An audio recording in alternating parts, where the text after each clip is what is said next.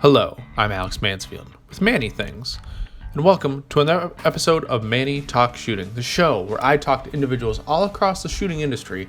We'll talk competition, self-defense, concealed carry. If you enjoy this content, check out our YouTube channel, Manny Things. Without further ado, let's get to this episode. Welcome back, everybody. Welcome back to another episode of Manny Talks Shooting, the shooting podcast, where I talk to whoever I want to within the shooting industry. But first, let's plug today's sponsor. Today's sponsor is Go Fast, Don't Suck. So if you need anything for your t-shirts, your dry fire targets, awesome jerseys, hats, memes to entertain you, go check out Go Fast, Don't Suck and get all your accessories that you want. So without further ado, we'll get into today's topic. Today's topic, we're sitting down with Mr. Steve Moneypenny. Steve, how are you doing today, sir? I'm doing great. How about yourself? Doing fantastic. It is a Tuesday, and we're ready to rip. If anyone actually cares when these are being recorded, it's 3/15/2022. So anyways, Steve, you and I have chit-chatted a couple times through the power of the internet. We know a little bit about each other. Well, I know a little bit more about you than me. That's beside the point. But for the listener, who is Steve Moneypenny? Well, first and foremost, I am a presidential candidate for the USPSA presidential race coming up. I've been shooting for about 20 years now. I started off when I was 18. It was something I actually saw on TV. I saw some Steel Challenge on TV, and I thought it looked like the coolest thing on the planet. I ended up at a local hunting and fishing days, and they had Todd Jarrett there doing a demonstration, and I thought that was even cooler. They put me in touch with a semi-local club, was still about an hour away, and there went all my free time for like the next 8 years. They say cocaine and heroin are addicting. Well, I don't know what's in gunpowder, but it's just as bad. Mm-hmm. It is. So I traveled, competed, and shot a ton for a few years. Got a little bit burnt out on the traveling, took a couple of years off, and then come back wishing I hadn't. So started up my own local club, and I just got my new RO certification, a CRO certification again, and have been working a few matches here and there with a lot of multi-gun and stuff. I didn't jump right back into USPSA because of the drive. As I was starting up my club here, I had a friend say, well, if you'll run a multi-gun club, I'll help you. And I'd shot some multi-gun before. It was, 3-gun, a pistol match with a shotgun and rifle side match, something like that. So we jumped into the 3-gun arena, and 3-gun nation was going big. Went to nationals, got 5th in PCC nationals, and got to hang out with a bunch of old buddies that had started shooting 3-gun, like Keith Garcia and Taryn Butler and a lot of those guys that I knew from the pistol days. And I realized how much, I loved the type of people we meet in this sport. And it doesn't matter what walk of life you're from, that you all have something, majorly in common. Usually views on freedom and views on, just how life should be lived and having fun. So a couple of years ago, I started getting, 3-gun nation had folded. I started getting a little antsy with getting something going with multi-gun. So I got back into USPSA, started pushing for some multi-gun rule changes. Some of that's came to fruition, not because of my effort per se. But, if you talk enough of the right thing, somebody's going to hear you and somebody's going to talk to somebody else. So enough of us finally got things. And I think multi-gun's going in a really good way for USPSA now. And I think it's really going to help draw some folks. In the meantime, I started a Steel Challenge with my club so we could get some of the older fellows that weren't really spry on their feet because we're a natural terrain range. So we got some of those. I actually had one of my old school teachers, his son and grandson, come out, and all three shot the same match. So I started realizing, what kind of an impact that these shooting sports could make. So I started working on some a little bit bigger matches around here, helping a couple other match directors. And I guess you'd call Foley Gate kind of happened. And there were some things that I wanted to see change. So I decided, they're going to have a special election for that if they do it quick enough. So I'm going to try to run for president. And I asked my fiance what she thought. And she said, well, as much as you love shooting, they'll at least pay instead of taking the money out of your pocket. So I got her blessing and really just started running hard. So there you go. I mean, it's definitely right. When you were saying about people we meet in the sport, we all love the same kind of things, and it's kind of fascinating on that part that you could meet somebody tomorrow at a club, and then you'll probably see them 2 hours from here because they're going to go shoot another match or whatnot. Mhm. Or you see them a year later and they remember your name and your face and ask how your kids are doing, Yeah. or XYZ. It's quite nice, especially this community we have, and we can learn a lot from everybody too. It's crazy. Like you were talking about Todd Jarrett doing demos, and he's still kicking around, still kicking young people's ass for how old he is. Yeah, and mine too, which is annoying. But okay. I get grandpa, so yeah. That's all fine. Todd Jarrett he's one of the OGs though. He's yeah. Is he still local to you, or did he move kind of away from there? He was never local to me. I don't know how much they paid him to get him to come do that. Mhm. But that's the only year he ever did the West Virginia Hunting and Fishing Days. They also had a guy named Satterfield that did the shotgun. He held the world records for a while. And they had this really old guy in Indian garb that would shoot aspirins out of the air with a bow and arrow. I thought that was cool, but nowhere nearly as cool as Todd Jarrett taking a 38 Super and knocking down like 5 steel in 2 seconds. Mhm. So he's in Northern Virginia area. Okay. In Northern Virginia. So we're about 5 hours apart. But you know, one of the other things this sport kind of coerces you into doing is travel. Mhm. I've always loved travel. I've traveled a lot since. In my heyday, I guess you'd call it, I shot, I think, 22 majors one year. And I drove to every one. I flew to none. So I saw more of my inside of my windshield that year, or for 2 years there, that it was just, you know, I was tired of traveling. So I took about a year and a half. I didn't go. I went to one match in each one of the next 2 years that I took off. And that was IPSC Nationals, because I had some crazy hope of qualifying for the world team. I was 5th one year and I think 10th the other. So I was kind of out of the running for that. So I took a year or 2 off of doing stuff after that too. Mm-hmm. I definitely, that is what you said, like 20 majors. Oh my Lord. Like, yeah, that's way too much. I don't know how some people do it, or I guess they just, yeah. And it's like, I don't know. I couldn't sit behind a windshield that long. I have a hard enough time driving like 2 hours to a match or something, like a local match. It's like, Lord, although I am traveling this year to, I think my farthest trip is Maine. I'm headed to the Trident Armory match. That's awesome. Yeah, that I blame Jay Beal and Zach Greener. They were selling good vacation salesmen, I'll say. But the lobster up is amazing. Yep, I'm taking the wife with me, so that's the only reason it happened. It was like, all right, we'll go to this. But yeah. So in that, it was a brain fart. No. So what your main division was, what back in the day when you were really kicking it? I was a production shooter. Got one of the first 2-tank folios in the U.S. and it was on the IPSC production list. It was the stock 1, and at that time there wasn't, obviously carry optics didn't exist. They were just starting to get some good heat in production. Bob Vogel was just coming up at that time. Ben Stoger wasn't shooting yet, and if you could get 85 to 90% of Dave Savigny, you were doing awesome. He was just killing it back then. Oh yeah, definitely. Like, but people nowadays don't know who Dave Savigny is. Like, I don't know why he disappeared.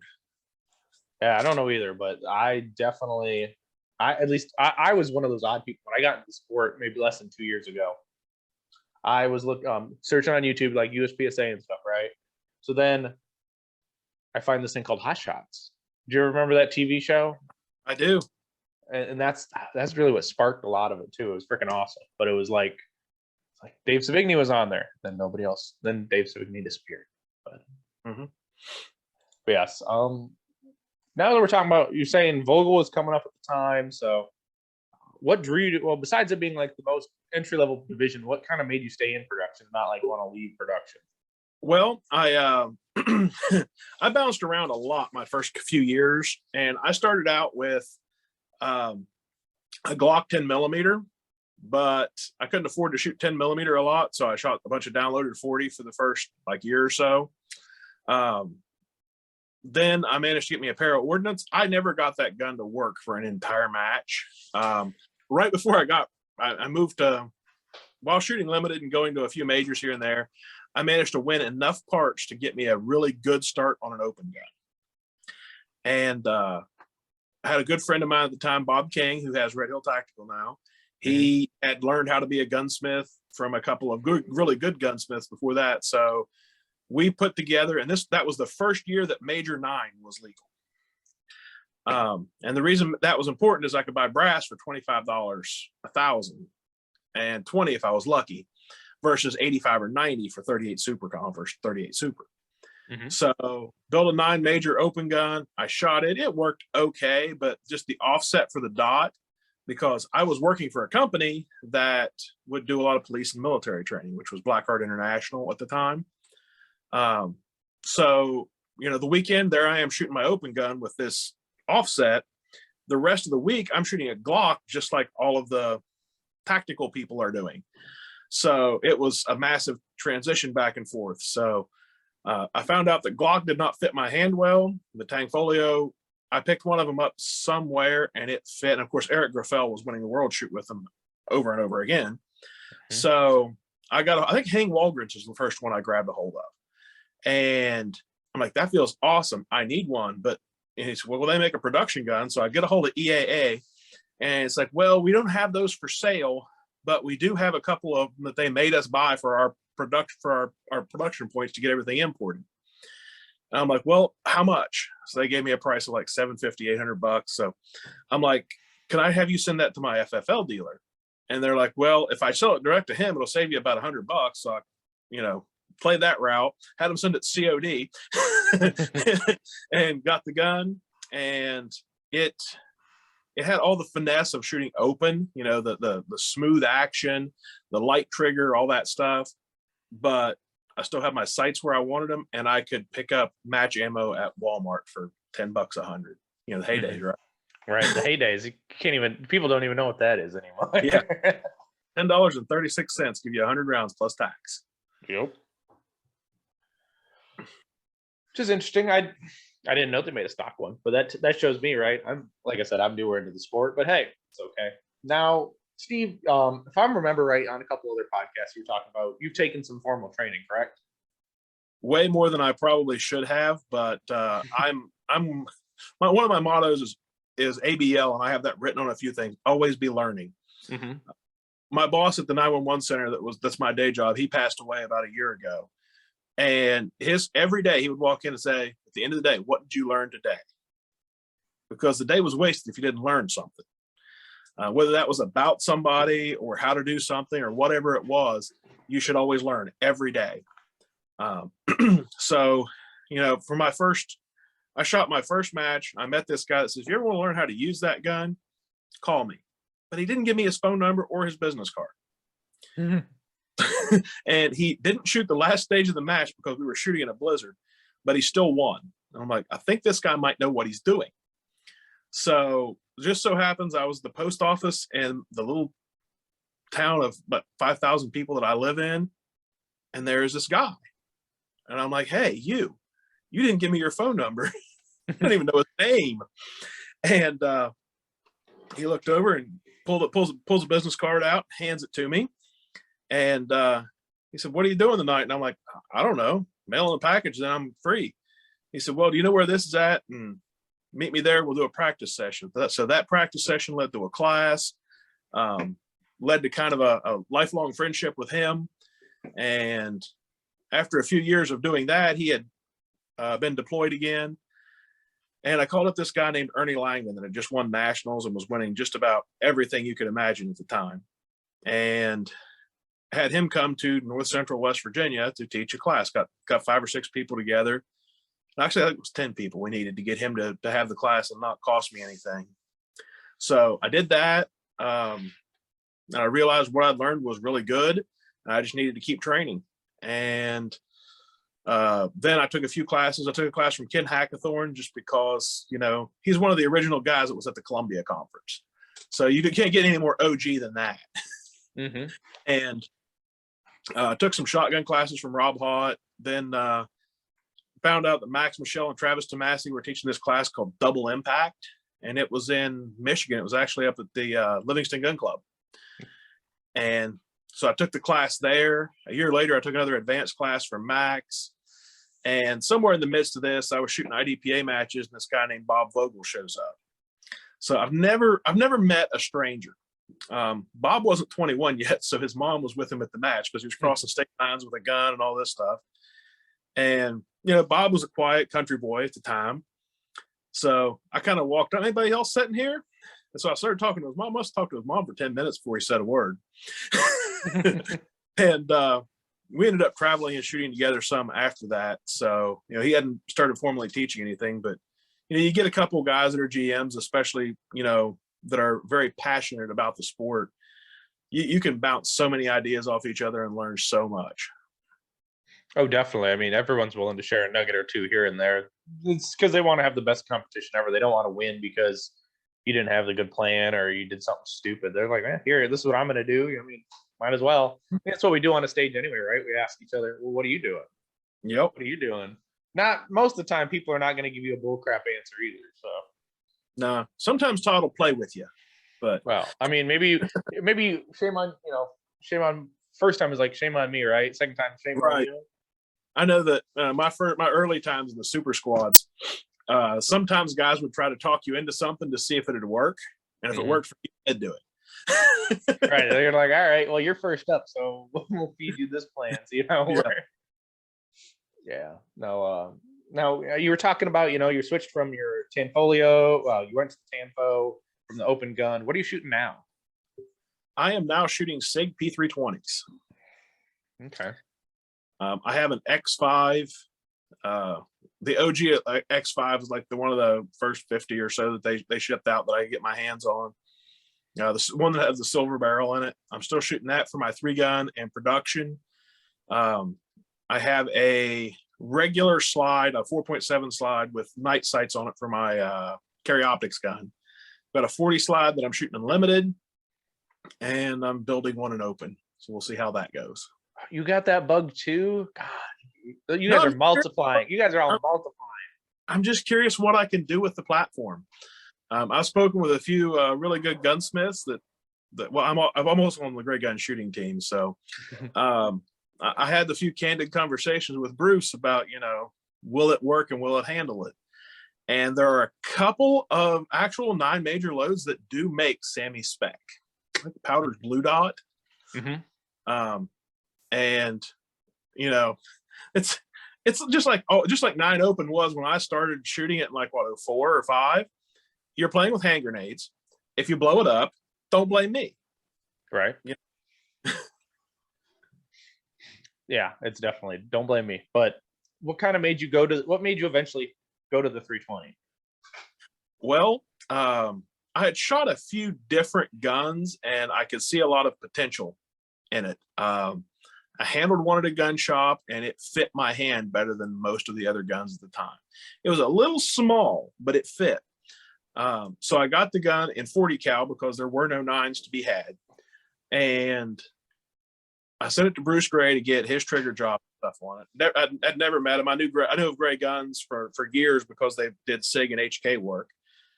And I had shot a SIG and HK a little bit in the past. So I got the gun and, you get all the great benefits of a Glock, but I had just under 3-pound trigger on this gun. So I didn't have a safety that I had to put on when I was throwing it in the barrel or anything like that. The safeties did work on mine. I've dropped it a few times. But then the X frame come out and it fit my hand even a little bit better because I have pretty big hands. So it's something I can carry. It's something I can compete with. I live on a farm that is about 700 acres between myself and my cousin. I shouldn't say I live about 8 miles from it. That's where my shooting range is. So it's one of those things where you're armed 24/7 because we have coyotes, snakes, all kinds of weird things that may or may not decide they want to impede upon your existence. So it's a gun that I can do everything with. Now, granted, not the same gun. I'm not advocating people take a 3-pound gun and use it for their appendix carry rig. But if you don't have to do a lot of extra training and anything like that. So, and it's an affordable gun. Coincidentally, My local police department and I are pretty close. They ended up going with the 320 shortly after I started shooting them. So they were one of the early adopters of the 320. So that's really cool too, because I'm an armorer. Anything they need, I know the platform forwards and backwards. So it just seems like it brings everything together for me. And then the Army got it, and that just went crazy then. Yeah, it blew up. Sig got rid of the gray shirt team that they had, and Yeah. then So they were. the cute story about that team is I got on the Gray Guns team, and then what they did is you got on the Gray Gun shooting team, then you got rotated onto Team Sig if you performed and did things right. You know, that was your reward. You got moved to Team Sig. They disbanded it right as my jerseys were going into print. Ooh. And I'm like, no. That's like on teams. Yeah, exactly. It was like, damn, that sucks. But so you're shooting the 320, which is kind of cool. I've been staring at a certain 320, but I don't know if I'll pull AXG a while back. Shh, don't talk about that gun. I want that gun. But that was the cool. I like it because you can swap the grips on it and everything. Yeah, you can throw a set of locks on there. I haven't done that yet. I've played with a couple 3D printed grips. To me, with the not quite within arm's reach, where the flat side, actually, let me slide over here and I'll grab one. So this is my limited gun, and as I grip the gun, this gives me a big flat spot right here to get my weak hand on, and most of my grip is in my weak hand, so everything just kind of grips into here. It's a little further forward, but for any one-handed shooting or anything like that, I really usually prefer the AXG grip. So this became my carry gun. So the really expensive one's the carry gun, and the plastic one is the competition gun. Right. I mean, yeah. And then at that point, if you really felt like it, you could just take the module out, put the module in, and like. I'm going to get a set of lock grips in the immediate future. I've been putting all my resources towards getting elected. Let's put it that way. Taking the classes, stuff like that. But it is on the short list to get a set of the lock grips, and after that, I'm going to try to shoot in a couple matches just for fun. There you go. That's always fun. That's what we're here for, right? To have some fun, right? Exactly. It's not like anybody here that are making millions. This isn't golf. Fucking no one's driving away in the pink Mary Kay car unless you're like JJ or Max, or it really matters, right? Yep. Now, do you have any current shooting goals though?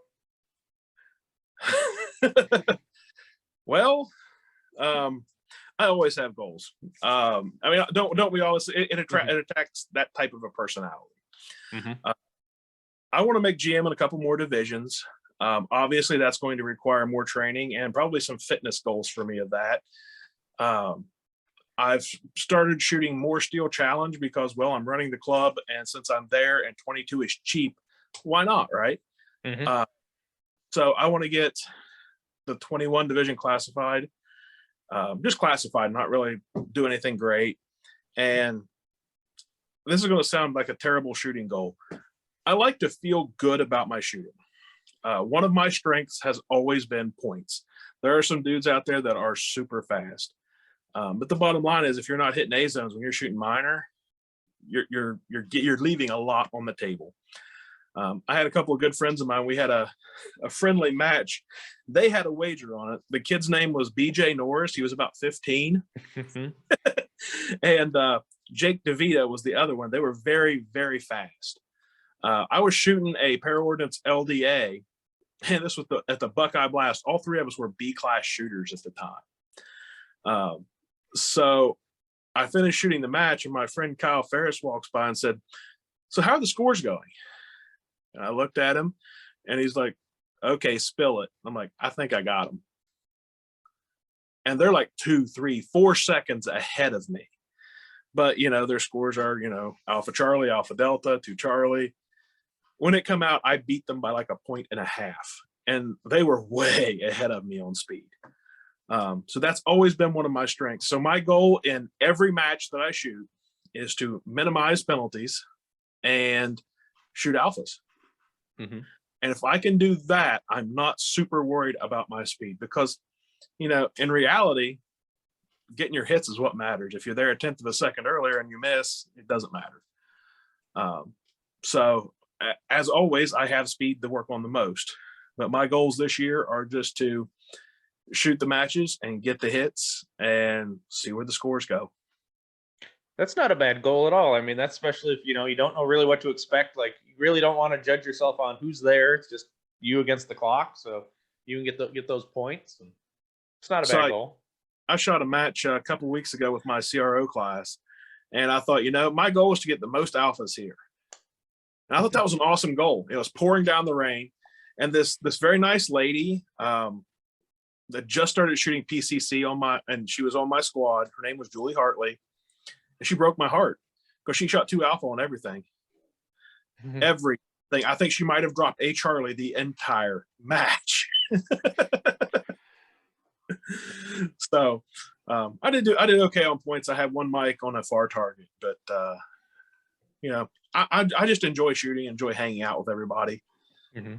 And I did the whole super pressure to perform thing, and that took a lot of the fun out of it for me. Mm-hmm. So I just want to have fun. Right. And more importantly, I want to make it fun for everybody else because, hypothetically, if I were to get elected, I'll be running nationals and I want to make it a big show. I want everybody to walk away and just say, wow, that was a great match. I can't wait to do that again, because that's the way the first couple of nationals that I shot were for me. That they had tons of vendors at them. You met so many people. You got to hang out. And at that time, when you have vendors, most of these vendors have sponsored shooters. Mm-hmm. So obviously, if Hoppies or Blackhawk has a tent there, who's going to be hanging out? Todd's going to be hanging out. Springfield had a tent, and Rob Latham was at that tent. And if these were the guys that you thought were cool and wanted to hang out with, you just walked over and they talked to you. So that's what made it kind of really the big show, kind of like a big circus to me is, hey, if I want to hang out with Jerry Mickler, he's over there at the Smith & Wesson booth. You can do that. Just wait a little while and talk to him. Mm-hmm. Yeah, because Jerry will probably talk your ear off just like any of the Todd and Robbie. But yeah, so now that you mentioned it, I was going to save it just for a little bit later, but, nationals, right? If you became president, how would you improve nationals or put your flavor on nationals? So I did a small poll about a month ago now, and that poll came out to be that most people would like to see 2 nationals. There was a lot of comments, and in the comments sections, people would say, hey, make it high cap and low cap, because just the flavor of it, I can make really good stages that work for all the divisions. Now, I'm not going to design all the stages, but they can be done. But if you have, let's just say, dot gun versus iron sighted gun, I can make a match challenging for a dot gun, and it's impossible for iron sights guys. It's just demoralizing because if I put tuxedo targets and I put 50% hard cover and no shoots on every target, it's a hard shot for open, and it's good and cool and challenging for open, right? But it's pretty bad for that for PCC or any of the other guys that are shooting minor that are going to need to aim at Charlies. And there's this big idea that a match that's good for C and D, well, I shouldn't say D class shooters, but most people A, B, and C class shooters is bad for masters and GMs. That's not the case. I have shot a ton of matches, and the best matches are good for everybody. Every single person could make every shot in that match. Not saying they did make them, but they had the ability to make them. Mm-hmm. And that's the kind of match that I want. First things first, I want to move around the country. I know we currently, this can't happen immediately because we have current contracts that are out. But if you're going to have a match, we should be able to move it around. So I think every 5 years, you should be able to drive to nationals. So when I say drive, I heard a couple of your other podcasts here, you're willing to drive 10, 12 hours if need be for a good match in a good place with everything. Maybe you can take your wife to. Mm-hmm. So within 10 hours, that's not saying I got to have one in Washington, one in California, one in Texas. It can be moved around. There are a lot of good ranges that can have nationals at them. So that's one of the aspects. Another aspect is the award ceremony needs to be good. And I don't mean good for JJ, good for Mac. I'm sure it would be fine. However, hopefully that didn't do too much. I got an incoming call for some reason. So the biggest thing with that is everybody needs to have a really cool trophy, because if you go there and you get a trophy, you want something cool, not a plaque with a sticker on it. I want to have the tiers where everybody gets 3, 2, 1. All three of those places are standing there on the podium. Get your picture taken.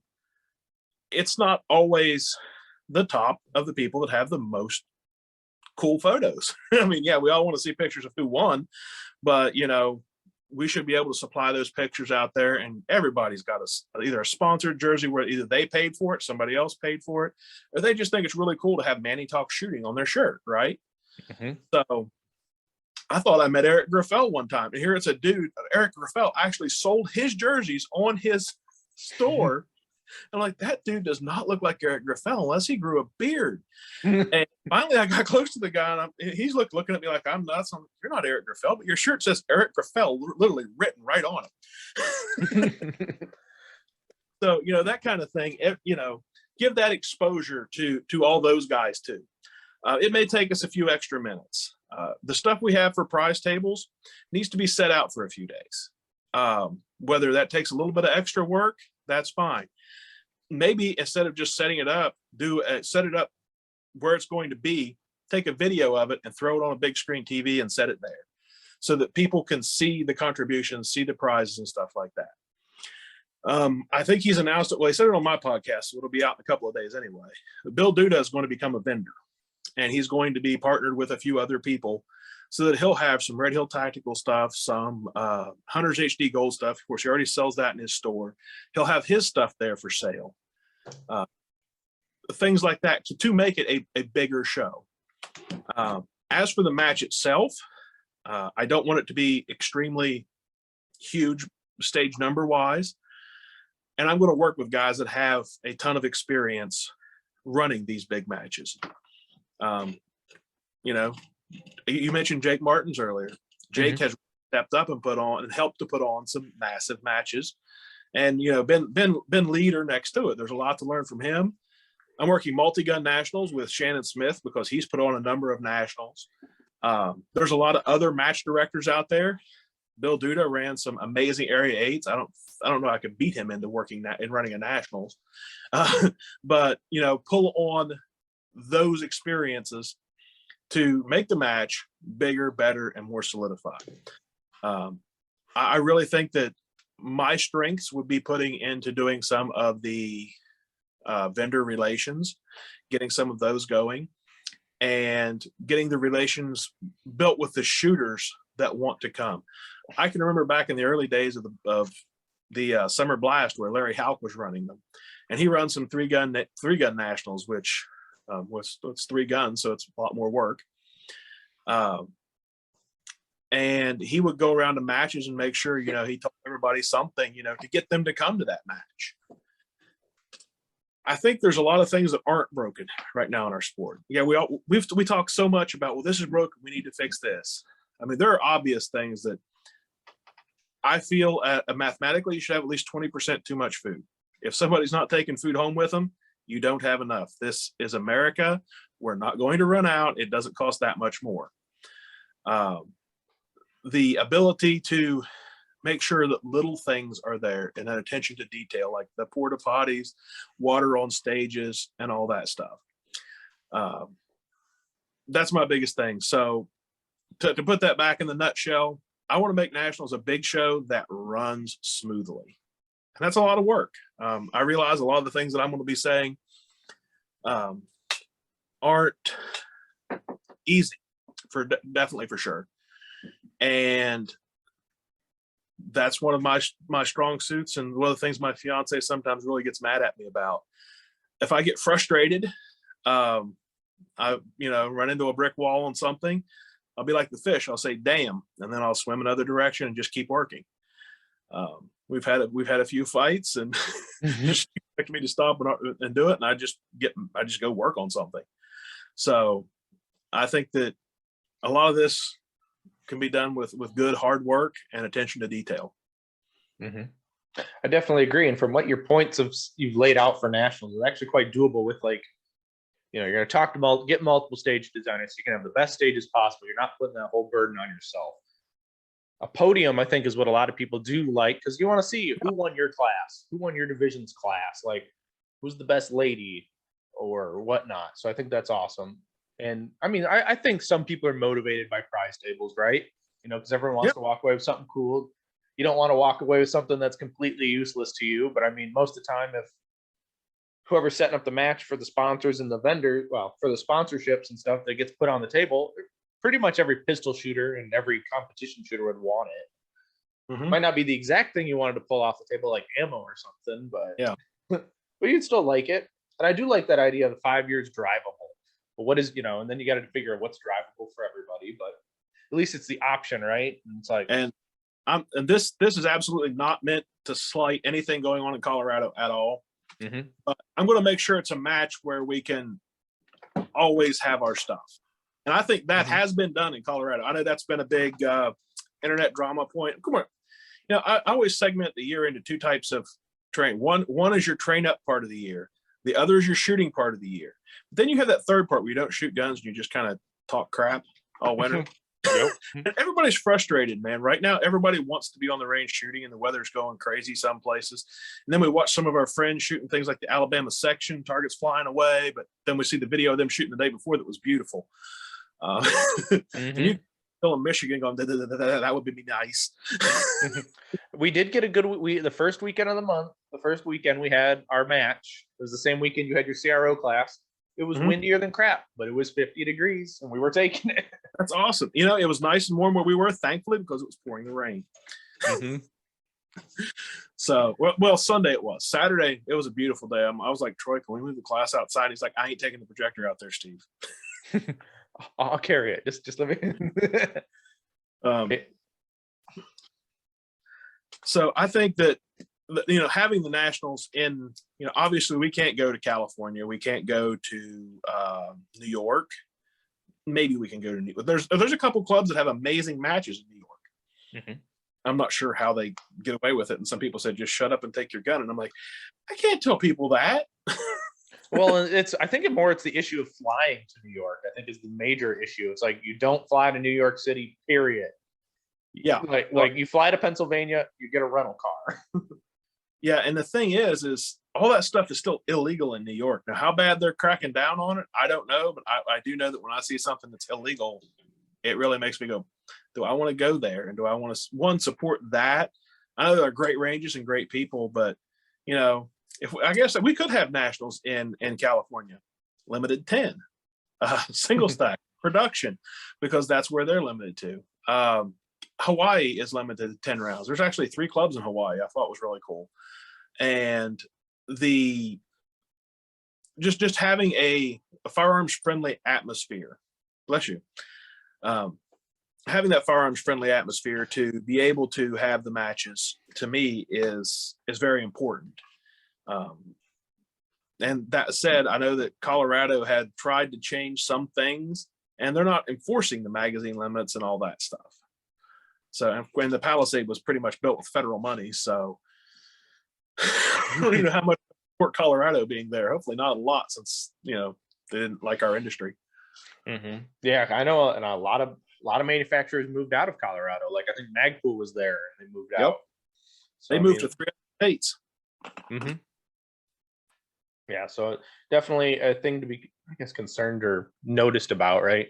The range might be beautiful, right? But it's like, there are those issues. We'll see how nationals goes this year. And like you said, we don't.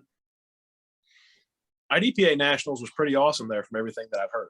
Yeah, but all their things are 10. Well, were 10 rounds until a couple days ago. I think that, and see, the thing is, they didn't put that in. I think it's 3 or 4 months that you have if you're a level 2 match or whatever. I don't know what their levels are.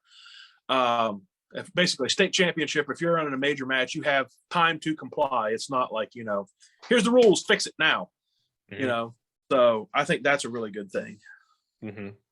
And I did shoot IDPA. The only reason I haven't lately is because of time and money. I joined within a month of each other, so I've always been kind of a dual sport. There wasn't enough USPSA to keep me busy, so between the two and a couple shotgun matches here and there, I could always be shooting. Mm-hmm. Oh yeah, there's always something, right? And now, what are your opinions on the bylaw changes? Ooh, we were talking. Oh wait, no, that's not national. Just whatever you want to talk. You don't have to say every line by line. No. I have an opinion whether they like it or not. The bottom line is you're going to tick someone off no matter how nice you are or how much you step around it. Some people just be mad because you're too nice. Right. So a lot of those changes needed to be made. A lot of them needed to be made a couple years ago. So why didn't they do them then? That's one thing. The other thing, some of those changes were kind of pointless to be made right then. The other thing is I have a lot of experience running boards and voting with quorums and stuff like that. So they made this kind of supermajority thing, which they think it looks cool now until they want to pass something and 3 guys get mad and say, I'm not going to be at the meeting. Yeah, because you don't get proxy voting anymore. Yeah, there's no proxy. There's no other way around it until you get all the people on board. I, sitting there as president, could have something that needs passed drastically, and 3 guys could get together and say, let's screw this vote. Or anybody else that's president could have the same problem. And who knows how the world's going to be with COVID, World War III, and all that stuff, or, we're going to be able to travel for a lot of it. Now, of course, I did notice that they didn't really put in any Zoom meeting changes into that. So are the meetings that we have had via Zoom and all that legal meetings? I did not see where that would be in the bylaws. So I think a lot of the bylaws needed changed well. And the more important part about this is nobody's going to remember this in 10 years because the bylaws were changed like every 2 years. They should be at least reviewed every 2 years. Some people will say they have a fiduciary responsibility to review them every year, but that's actually not in the bylaws. So the important part about it, about future changes and what I would push for is being upfront. So it was a week after the bylaw change happened that I think Ted and Bruce Six were on podcasts and told us, oh, well, that makes complete sense. If you would have told us that in December, I wouldn't have had to gripe and complain on the internet for the last month and a half. Neither would the other people that were trying to hang everybody because of some of those. I think being upfront, telling everybody what you're doing, giving them a chance if they want to complain, vent, or email you is a great thing. Another one of the things that I really want to push for is basically this can be seen in 2 different ways. The first way that I see it is protecting the liability of our board members because we can and probably will be sued. It's very, very hard to fire someone, and even if you're all good, I do expect a suit from our past president. He's got 2 years to do that in, so maybe even longer because I'm not right now currently familiar with Delaware and Washington laws because they're neither states that I have interest in at this point.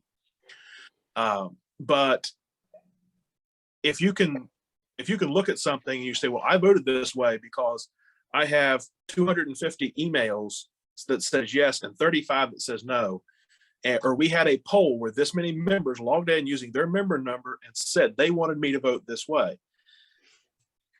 That gives you the legal, backing for, well, it's not just my opinion. I didn't screw you guys over. Look, guys, here's the poll. This is the way things were. This is what I heard. Instead of the hearsay that we get, well, all the guys called me and everybody I talked to said this. So this is kind of a prove it. It works as a backup for the director. It works as a backup for the people saying, well, I guess maybe I'm the only one that wants a single action gun in a certain division. That'll get you shot at for some reason. Yeah, apparently some people are very, very into that on both sides. I'm not sure. I see both arguments, and I think that staying our course right now is the best because we just had all these bylaw changes and all that stuff. I think staying the course that we're on right now, allowing things to stagnate, not in a bad way, but just to smooth out, would be a really good idea in that. And if it really is something that needs done, it's going to be even more obvious in 6 months to a year. I feel something like that needs to be done with hypothetically, let's just say we were going to either make a change or make another division, however it wanted to be. That needs to be done in a time frame where people can finish. And I hate this word because the Florida people and the Alabama people and the Texas people, they never have an end to their season. No, they just shoot all year. And I hate that, for me. I'm happy with them, but let's make it so that it's completely out of the realm until after nationals. Because there's a time where it's going to be at least 6 months or more before nationals. So if there's going to be a change for it to be voted on, it should be within plenty of time to let other people decide what they're going to do for the future year. And I know that because one of my sponsors is a holster maker. And when I say sponsors, I'm not a great shooter. I will work for ammo. I will work for guns. I will work for holsters, that kind of thing. So I got to see firsthand of people going, oh my God, I need a light on my holster right now because I'll be more competitive with it. Now, is that true? I mean, come on, it's a light. So I have one. I had a holster. I ordered one of my Red Hill Tactical holsters last year. I ordered it the December before that change. So I got that literally the same week that they announced the holster. And it was not a USPSA holster. It was a high and tight paddle holster to carry my gun arm with because I wanted a flashlight for the winter time because it's dark when I get off work and it's dark when I go to work. So I'm like, oh no. So now I'm like, okay, anybody that needs this holster, it's got the Blade Tech hole pattern. It can be switched over, thrown on a comp rig. Anybody that needs it, let me know. Nothing came up. So, but everybody was scrambling for gear and for changes. So I think we should make sure that anything like that is best, doing what's best for our members and all of our members, not just the few that can make a phone call and get a special holster fast. Right. And I do like that they changed the bylaws. It's like 16.2 or something in the bylaws now, where they've got they actually going to get the member feedback for 90 days. That was a good bylaw change that everyone was hoping for. When I was younger and shooting a lot more, there was like a year that it took for changes to go in. And they had to be provisional for an exorbitant amount of time because, the bylaws of the time, we didn't have the internet, so we could make decisions and meet, the board of directors met 3 or 4 times a year in person. So things were done much slower. We used to get quarterly updates of our classifiers. Then we got monthly updates of our classifiers. Well, IDPA's new rule book says you should have them in within 48 hours now. I can remember I shot a match. It was East Huntington. It was the 4th Saturday of the month. And like the first week of the month is when USPSA uploaded. So because of the lag in mail, they could literally ship out the classifiers that day, but they never got in until a month and a half later almost. So, things have changed. So yeah, we need to update some things. But yeah, for the most part, I think we just need to chill and let things stabilize a bit, get whoever it is, whichever the 5 of us there is that's running, in as president. That's only going to be 18 months. It's just long enough to run out Mike's previous term, of which we already have the contract signed where nationals have to be. So we can affect some things of the nationals, but whoever this president is will not get to change much about the locations of nationals. No, they may be able to change small things here and there, set, wheels in motion to get things rolling, but unfortunately can't really make any. I mean, because a president can sign a contracts out to a year past their term? I think they can only sign it just to the end of their term, but that is something else that I'm not going to jump and fix that right now. But what I think needs to be done is the board members are staggered a bit. So I think with board approval that they should be able to, if let's say I get elected, my term's going to end in a year, with board approval, I should be able to extend that a couple of years to say, hey, this is where nationals is going to be. We can announce that this range will be hosting nationals so that people will know where it's going to be and when it's going to be. Because we know when world shoots are going to be 2 or 3 years. Well, wait, never mind.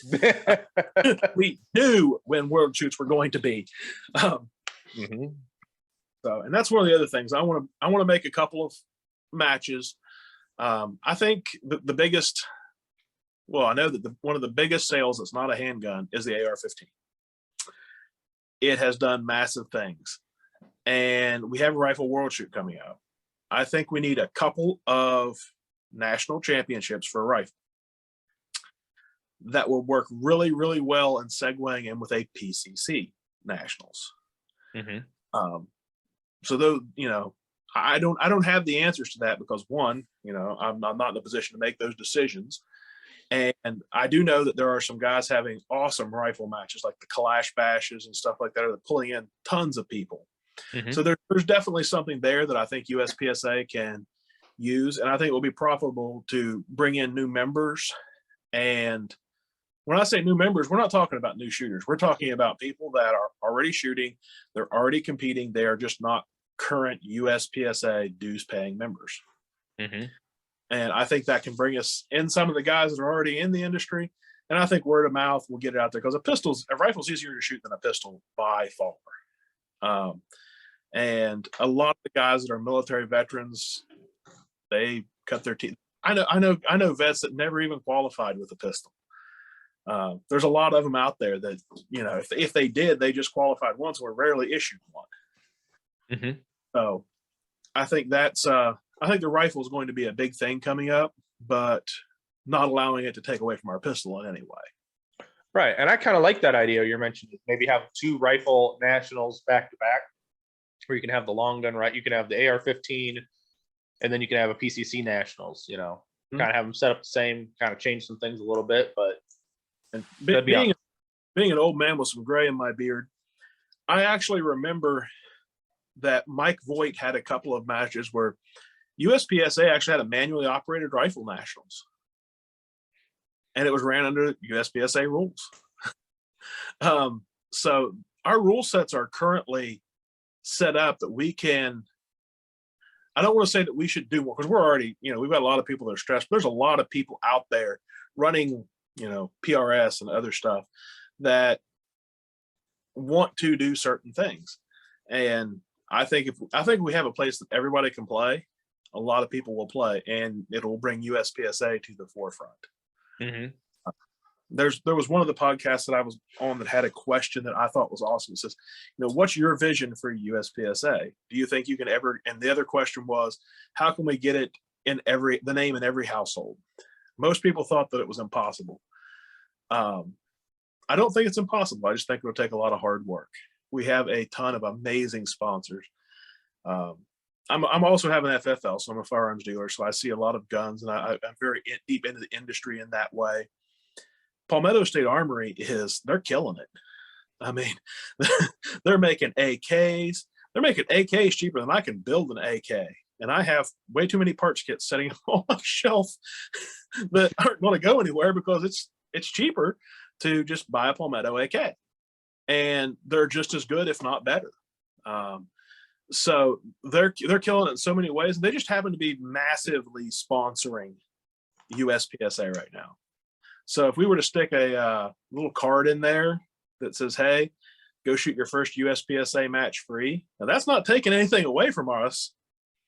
It's bringing people to see us. I offer anybody's first match that comes to my range a free match.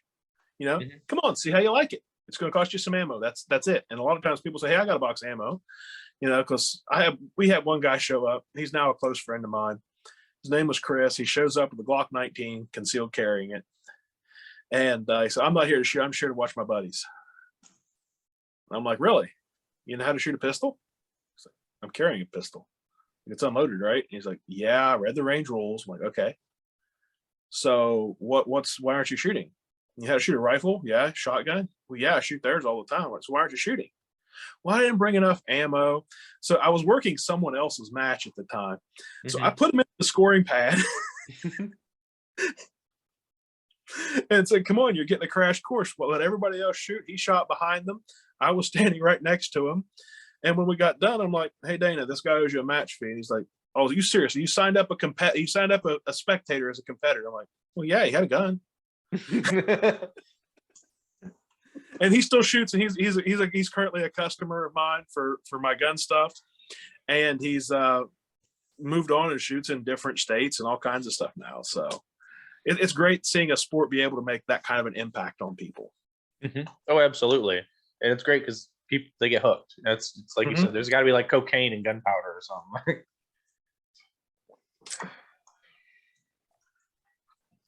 Now, I was listening to your podcast. We'll talk about that right now because it's on my brain. The Practical Shooter.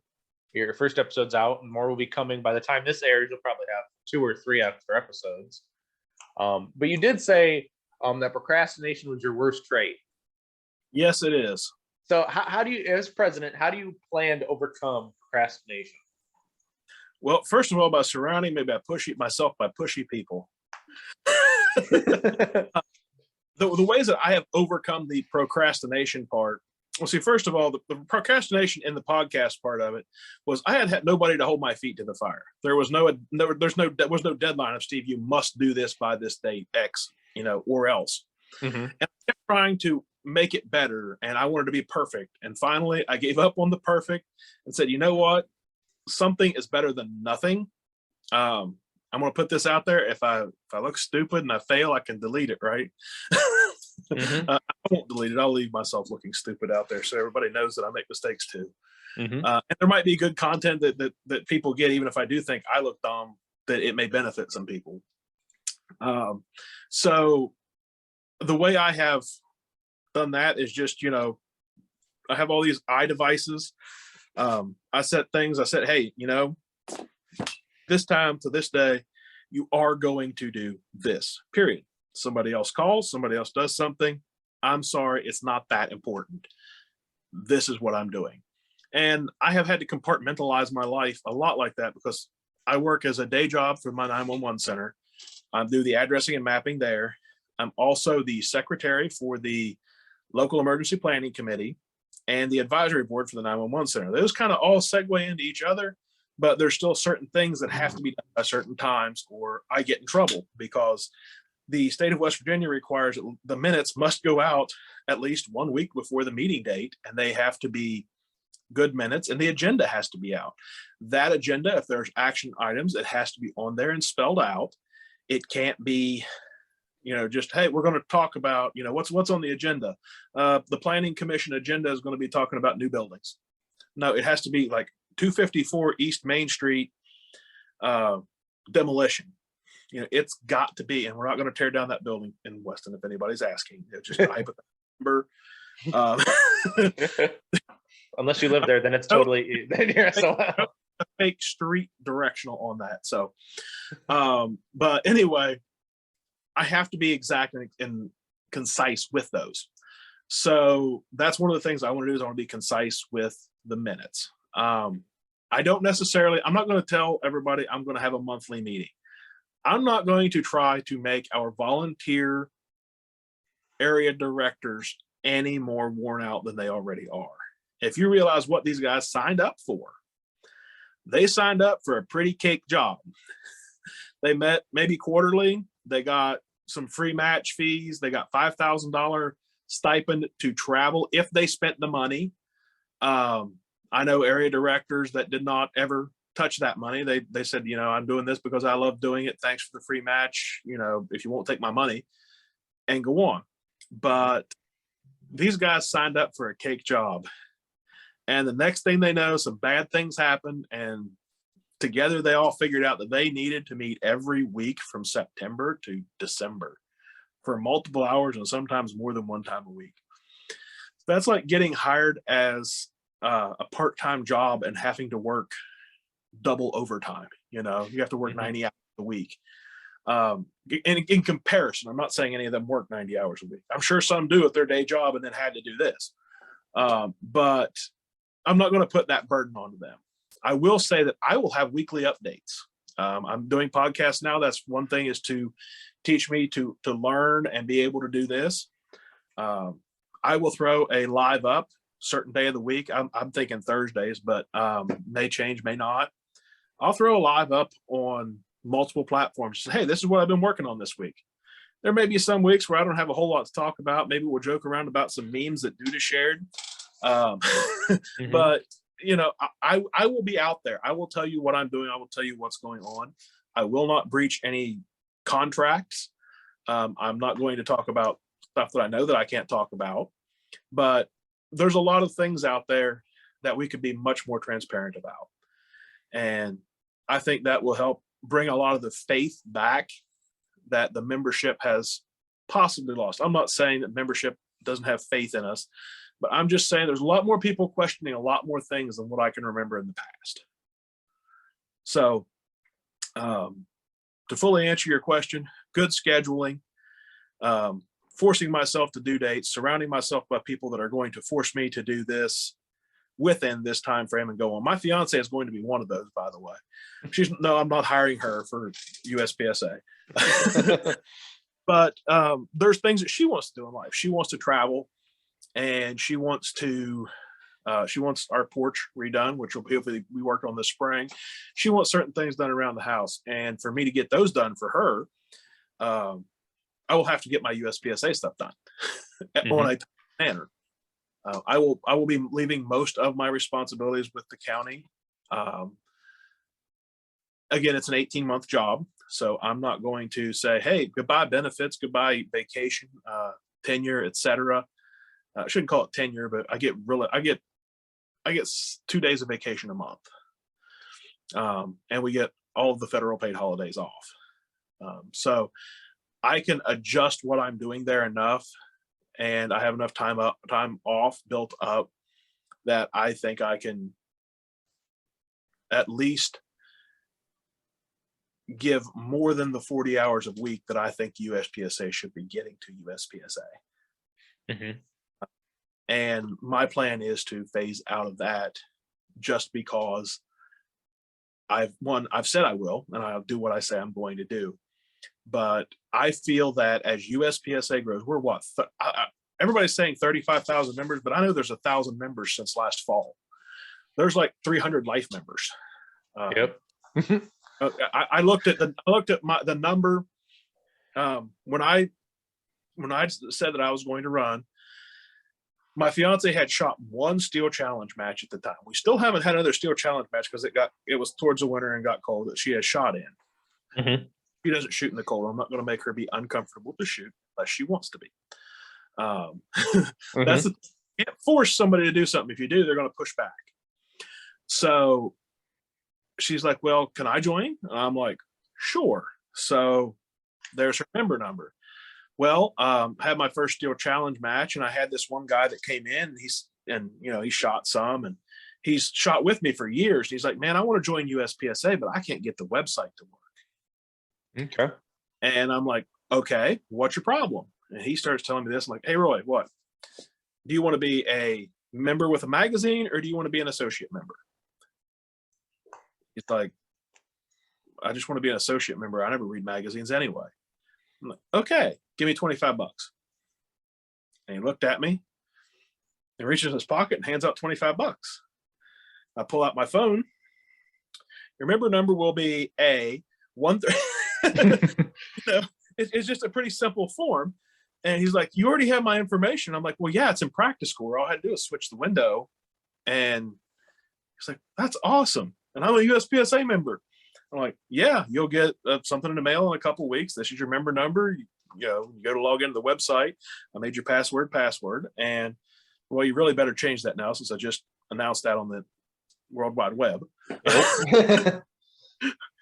And he was happy as heck. And doing that, I looked at his member number, and of course I put it into practice score, and I realized that's like 1,000 higher than what Desiree's was. Mm-hmm. So we're picking up members.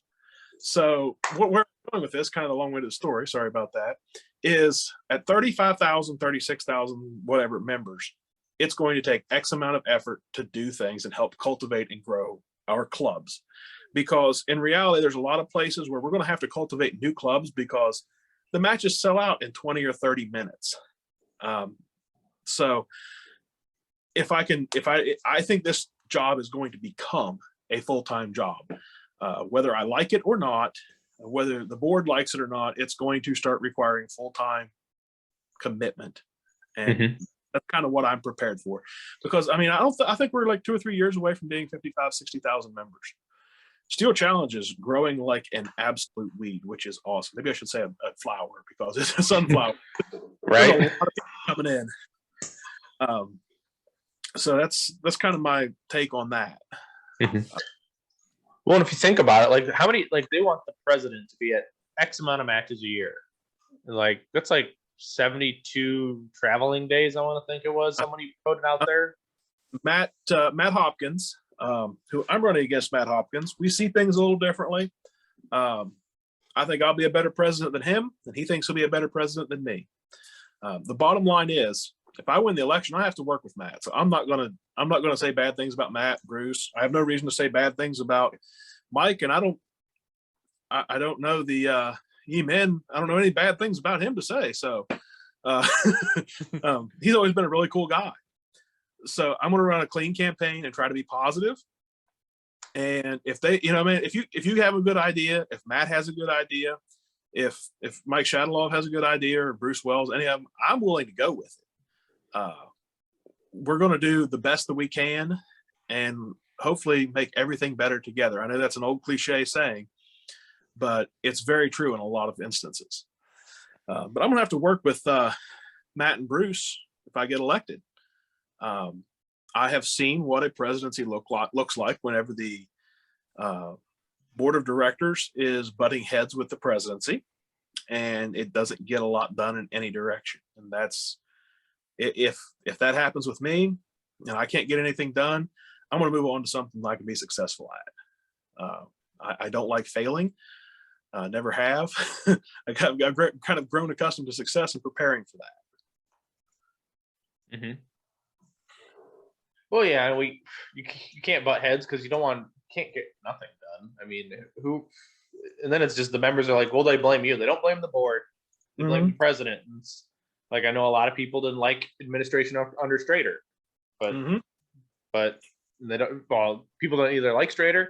They didn't like Foley. I mean, the next guy doesn't have much of a good chance at this point. I mean, he might. I may not be well liked, but I just hopefully that all I can hope is either I'm liked or hated by more people than I am now, and that the sport has prospered. And that's how I'm going to, if the sport's still doing good and, I don't do anything terrible to it and it doesn't do anything terrible to me, we'll call it a success. But I think right now we're at an absolute precipice. If we see what IDPA just did, I kind of made a joke to one of the guys that I knew was rewriting the rule book. I'm like, are you coming for us? It's like, what do you mean am I coming for you? I'm like, well, you could put in an open division and a few things, and you would be literally USPSA, and then it'd be, because their membership has been growing too. I mean, they have PCC, they have Carry Optics, they have Production 15 now. Oh, wait. Oh, sorry. Stock service pistol 15. And appendix carry now. Yeah, and appendix. So, I'm like, you guys are, the sport has came a long, long way. But that was just kind of my joke with the guy. And he's like, no, we're not doing that. But, we do want to see our sports be, we were at a USPSA match. And of course, this guy's, helping with the rule books and IDPA. So we want to see it be easier for people to go from one sport to the other and not be so darn confused with the rules. So I don't know if you noticed a lot, everybody's noticed the 15 and the 10. Did you guys notice the holster rules? Yeah, they moved. They had the different diagrams, I think, right? Yeah. So basically, it's kind of sort of if you have a USPSA holster and you can cover it with your vest or whatever you're shooting, it works. The butt has to be above the belt. You can't throw no race holsters, obviously, and you can't take your Kydex holster and move it up front like you would an appendix carry. It actually has to be appendix if you're carrying it. It has to be IWB if you're carrying an appendix. But yeah, you can have a dropped and offset holster and still be a man. I don't know if you pay a lot of attention to the different shooters, but I'll try to keep this short.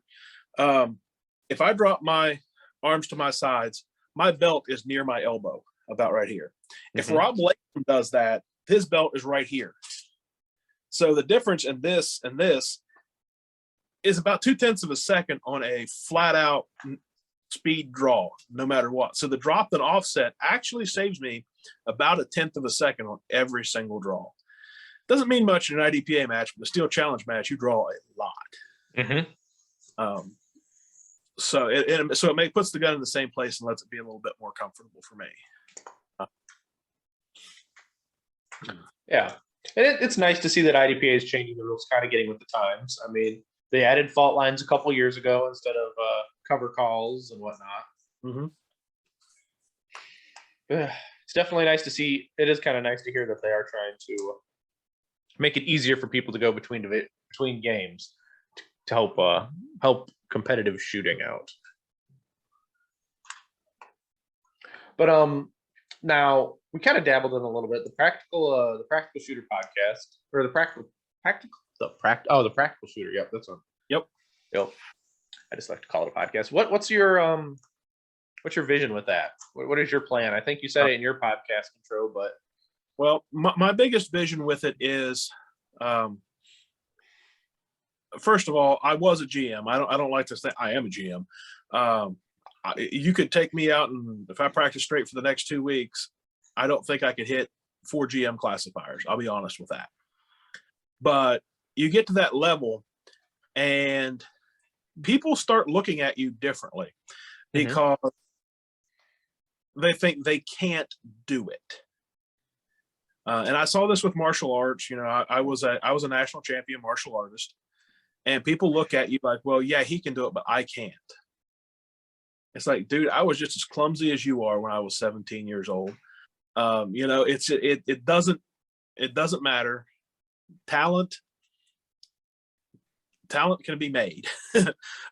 So the idea with the practical shooter is to show what other people are doing. First of all, is to be practical. It's not we're not really out there aiming for race guns. And I know practical shooting that we have now has a lot of race guns and stuff in it, but we're not talking about, bench rest 25-pound rifles that are going to sit there.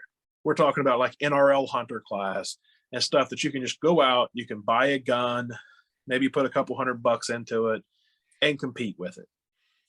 It's practical. I've been a concealed carrier since I was 18 years old. So we're going to find some people, talk to some people that have absolutely nothing to do with competition shooting. But it's just to show anybody that's kind of getting into the sport or thinking about it that, hey, this is how other people do it. This is a guy, maybe they'll see something or hear something about one of these guys that says, this is what I do too. That's just like me. I could do that and pick up and go out and shoot a match. And to also have the knowledge base there eventually, because I have been a teacher and a trainer since I was about 19 with this, and I've been teaching martial arts since I was 17. Then to be able to give them the basis of skills to just be able to go out and do that, hey, this is the skills the guys have. this is what I need to do, and I can do that. Mhm. So that's kind of the idea behind it. Obviously, it does not hurt to get my name out there, and it also doesn't hurt to get me experience getting in front of the cameras, the microphones, etc. So I feel it being a win for just about everybody out there. Like my guests are currently, if somebody wants to be on it, which I'm hoping you'll be on it at some time in the not too distant future. Mhm. Being a person who has shot this sport for less than 2 years, unless people, you immediately can probably remember your first 5 matches. I can remember my first match. After that, it's kind of all a swirl, but the important part about it is, I think, showing it, that anybody can do it.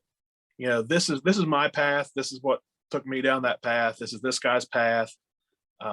Some people want to be sponsored shooters, and I actually see the sponsorships going down in our sport somewhat, because everybody was doing everything for a discount code. And there's not much. If you look at the price of a holster, the price of the bullet, not the primers, but everything else, it has not went up as fast as inflation. So that means that companies' margins are going down.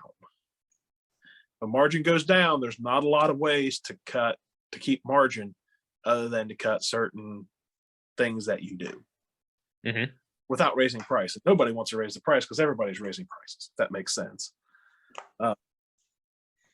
But so people see a sponsored shooter and they, oh, that guy, he's got a Blue Bullet shirt on, or he's got a GX Products shirt on, or a Go Fast Don't Suck shirt. Man, he must be rolling the dough. I wish I could do that. And the bottom line is, every dang one of us is pulling most of the money out of our pocket every match we go to, every practice session.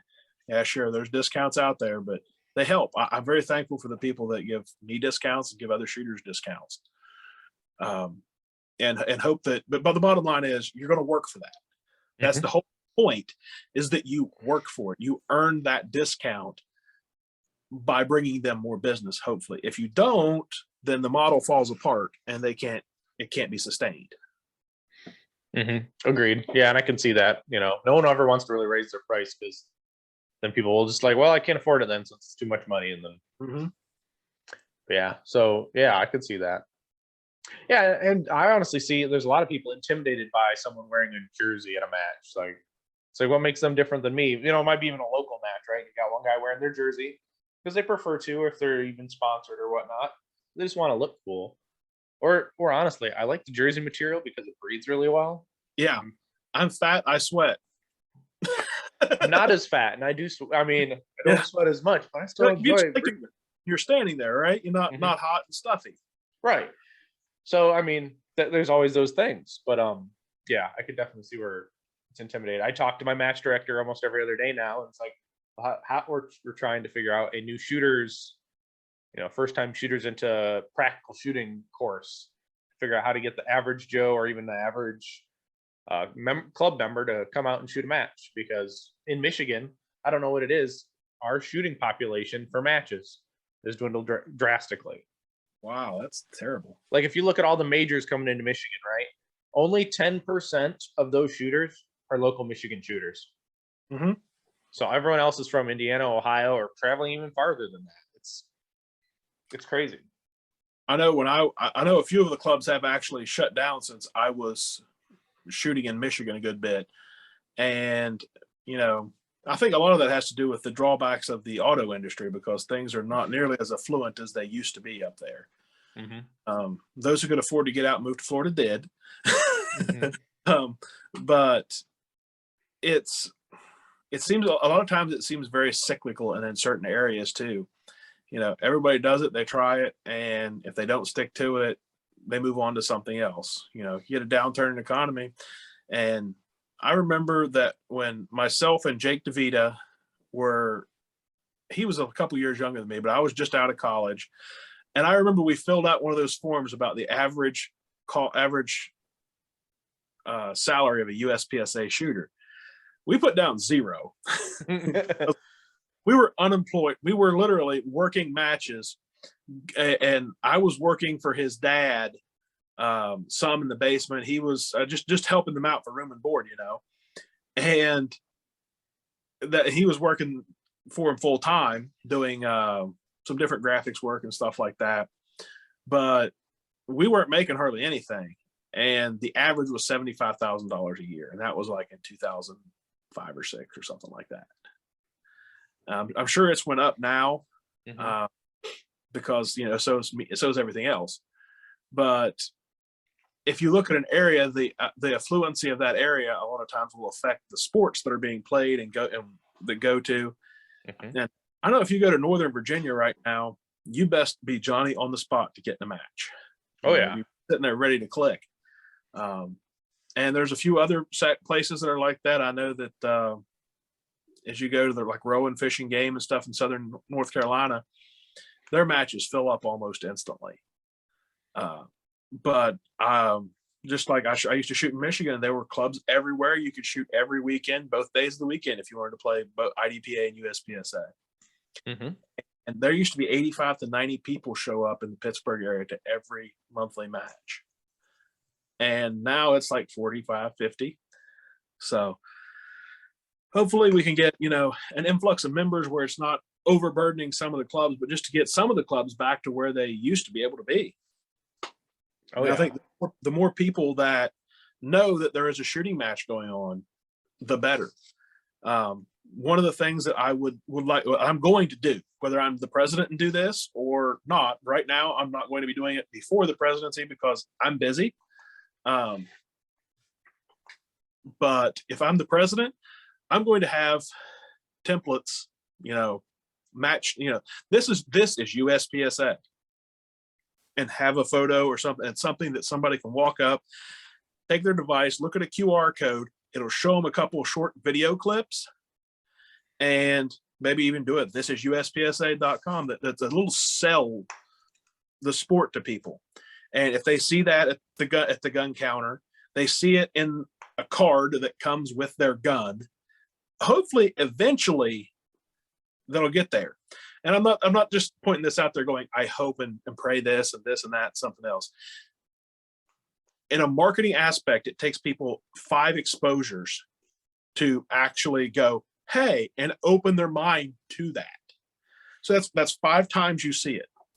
And if you think about that, about the vehicle you drive, how that's influenced by that, the people you see elected at a national level, how their campaigns are, it has nothing to do with them, but how that campaign was, how many times you saw that dude's face in your mailbox. All these little things cause impressions.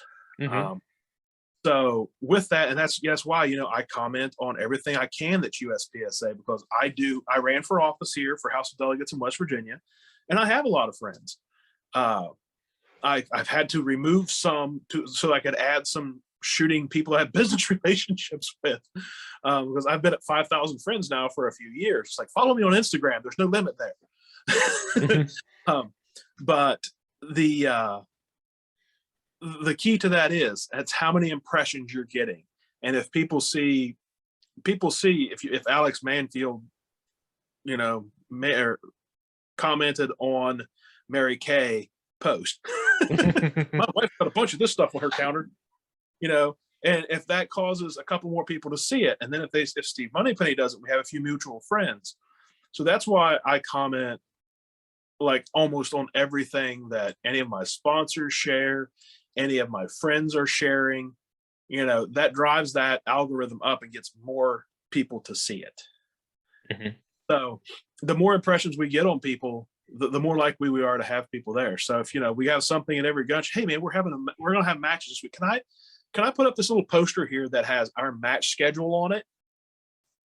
And then what the cool part about you being able to access this to USPSA is you got a QR code on it that will then take you to the USPSA website. And if the more people see that, or they'll take a picture of it or whatever, the better our chances of getting that person out to an actual match is. Having that template available so that, that Alex I think you're more tech savvy than some of the people out there. But let's just say my friend Dana, who ran the White Horse Club, who couldn't get into practice score to put his own to check his own scores. So I'm like, how about I just take care of the scores too? So one day he's like, how come I can't find my login to this? Creates a new account. And I'm like, Dana, you didn't have a login because we quit last fall. I was doing the scores. Oh yeah. Well, now we have to. So, those people that don't have that tech savvy can pop open that Word document or a fillable PDF and just, March 6th at 6 a.m. be here. This is the price of the range. The pertinent information, and it's a form that they don't have to think too much about, and it's just marketing material that they can put out there. A set up Facebook post that they can just click and it just shares it. The podcast software does that kind of thing. I'm looking at reinventing any wheels, just putting them on the right bus. Right. Well, and you have to. I mean, nowadays you got to get out there before the storm. If you're too late, you're too late. It seems like now that you've noticed it's a trend, you're already kind of behind the ball, and then you got to make it up. And it's I would say it's difficult to get behind. If you're behind the 8 ball, you're behind the 8 ball. Mm-hmm. Well, Steve, we're coming to the end of the show, but I have a couple more questions for you, and then I'm going to leave it to you to put your final words out before we end it. But you did talk about some of your sponsors. You want to go ahead and share them so they can get a little squeeze off of this too? Red Hill Tactical is my holster sponsor. They're some of the only people. I know you have a holster sponsor that competes with us a little bit, but if you want lights on your guns, go check out Red Hill Tactical. You can message me for a discount code. Also sponsored by Gray Guns. They do they sell all the trigger work, and I am a certified armorer through them to install their triggers and stuff in the P320 pistols and the P series SIG pistols. Also the Blue Bullets.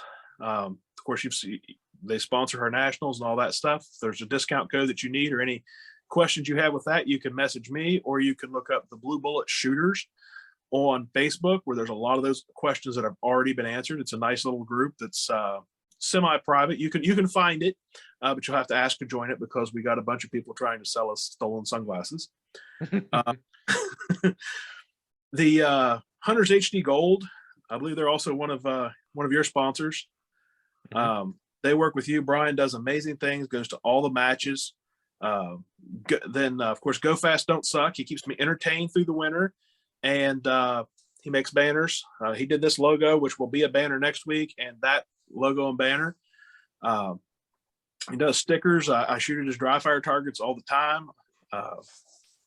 Trying to think who else is out there. Of course, Shooters World powders. I can't get primers, so I don't need to buy a powder right now, but if you do, they should be getting some of their powder and stuff back in stock very soon. Basically, I tell people that, talk about sponsors, look at the people that are putting their money to your sport. If you're planning on shooting nationals, if you're going to shoot an area match, you shoot Area 8, EGW has sponsored it for 2 decades at least. These are the people that are putting it into your sport. If there's somebody walking around with something on a jersey versus not, support those guys. If you see a vendor come out to a match, it's expensive to pay somebody to be to a match. Do some business with them if you can. If there's something you need, save yourself some shipping and grab it there. My take on sponsorships is you're working for somebody else to help them. That's how you get your discount.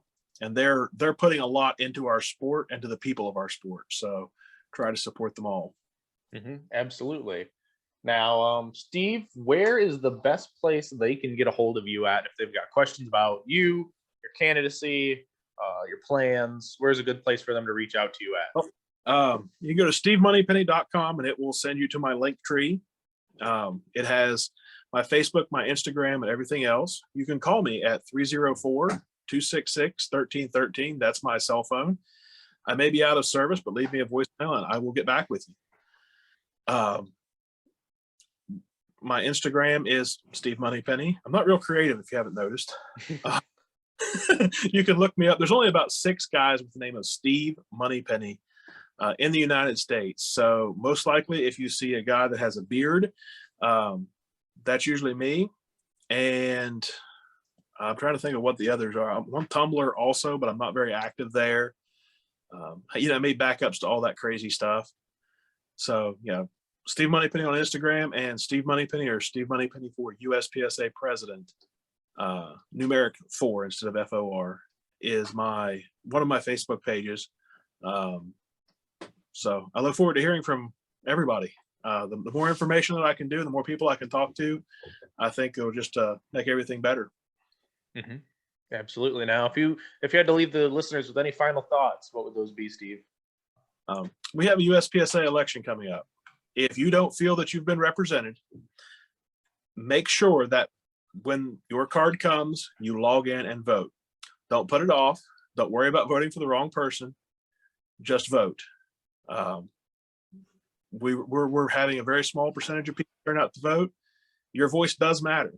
It matters a lot more than it does in any other election because there are fewer votes. So if you support me, I appreciate that greatly. If you support somebody else, I'm happy that you voted and that your voice was heard. Mm-hmm. Absolutely. And that's what you guys got to do. You got to get out and vote. Dead timeline for this. The cap is when? I have to have my paperwork in by April the 1st. It should be in this week. But again, procrastination. But I have a deadline and I have an earlier deadline. The voting, I believe, is going to start the first week of May. If you go to uspsa.org/elections, you can see the timeline that's set out there. And you may have to vote twice for this one office because if any of us get less than 50% of the vote the first time, it goes to a runoff election, which will then be at a time frame that hasn't been disclosed because they're not sure of it entirely, I believe, but that will be sometime in August. So sometime between mid-May and mid-June, you should be getting a card that says you should vote. I think July 1 is the cutoff for that. Then we'll have the results in like 15 days. I'm pretty sure I'm remembering this right. I read it once quickly. Then, and for the runoff, it'll be sometime in August, and it will be the exact same process. Gotcha. So at best, we're probably looking at whoever's going to be the president is probably going to be September, October, maybe. So I'd like to say thanks to Sherwin Greenfield for taking in after he had decided to retire as Area 3 director for serving as president for another year. Exactly. But yeah, there you have it, guys. Go make sure you go out and vote. And guys, I greatly appreciate you listening to this episode of me and Steve Moneypenny. It's been a blast. We've had fun. It's been real fun. Thank you for listening, guys. Until next time, get out and do the things, and we'll see you on the next one.